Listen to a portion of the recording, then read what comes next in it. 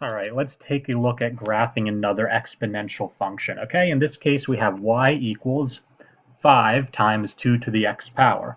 Okay, we have our initial value equal to 5, right? And we have our common ratio equal to 2, right? Okay, let's begin to get graphing. Let's start at x equals 2. Sorry, let's start at x equals 0, right? Because that's really the easiest to work with. X equals 0, we already know it's 5 if we know a couple things about exponential functions, right? But let's just plug x equals 0 in as a good exercise. So y equals 5 times 2 to the 0 power, right? That's 5 times 1 because anything raised to the 0 power is equal to 1, right? And that's equal to 5. Okay, so already we have a pretty high value. So here's what we're going to do for today.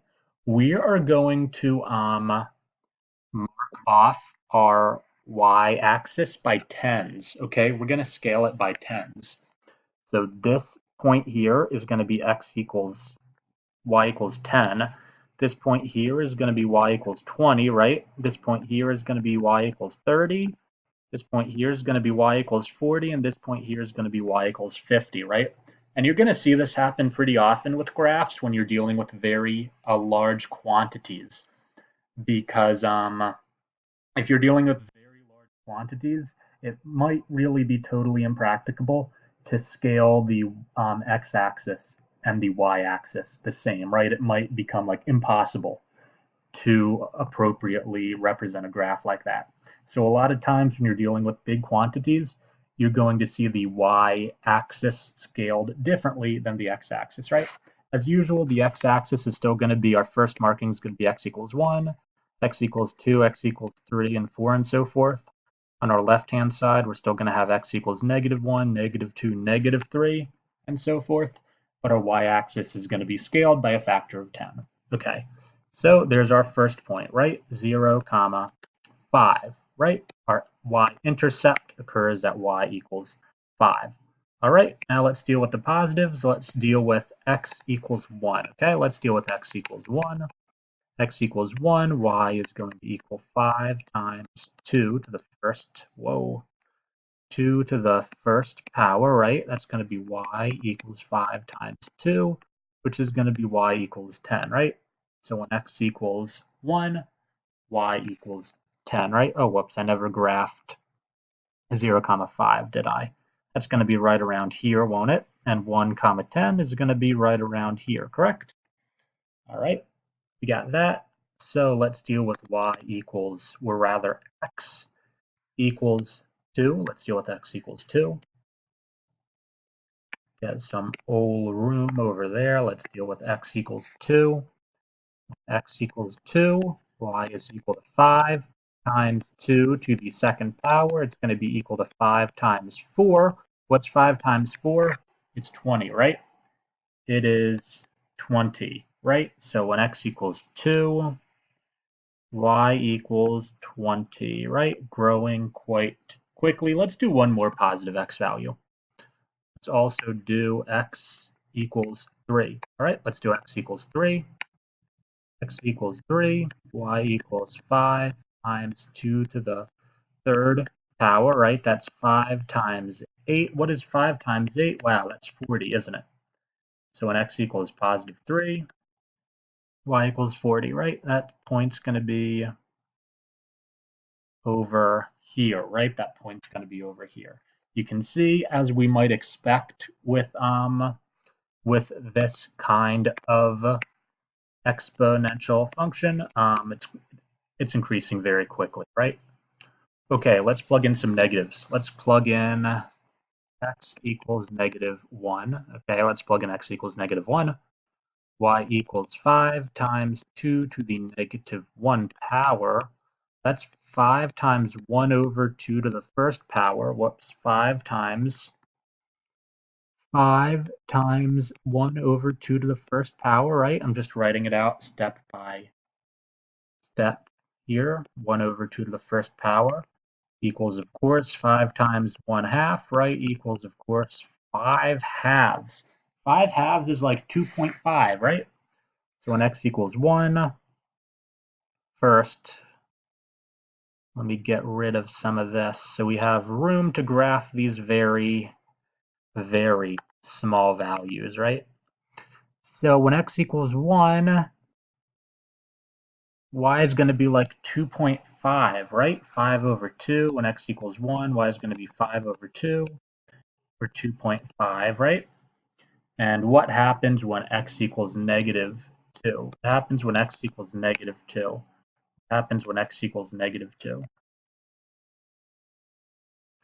Okay, well, when x equals negative 2, y equals 5 times 2 to the negative second power equals 5 times 1 over 2 to the second power, right? Equals 5 times 1 over 4, right? Equals 5 over 4. Equals 5 over 4, which is like almost 1, right? In any case, it's getting smaller and smaller, right? And we know that when we're dealing with an exponential function like this, as our x values become more and more negative, as they increase, as they go to the left on the x-axis, as they decrease infinitely, we're going to get values of 5 divided by increasingly large denominators, right? We're going to get values of 5 divided by 2 raised to higher and higher powers. And when you have a fixed numerator and larger and larger denominators, you get smaller and smaller values, right? You get vanishingly smaller values. So we should be familiar with this shape, right? We cross the y-intercept at our initial value, which in this case is positive 5. As x increases, our output is going to increase exponentially, right? It's going to get larger and larger and larger, quicker and quicker and quicker. And to the left of the y-axis, as the values of x decrease, the value of the function, right, is going to get smaller and smaller and smaller. It's never going to hit 0, but it's going to be increasingly extremely small positive numbers, right? And so let's take a moment to introduce some vocabulary, okay? Let's take a moment to introduce some vocabulary here.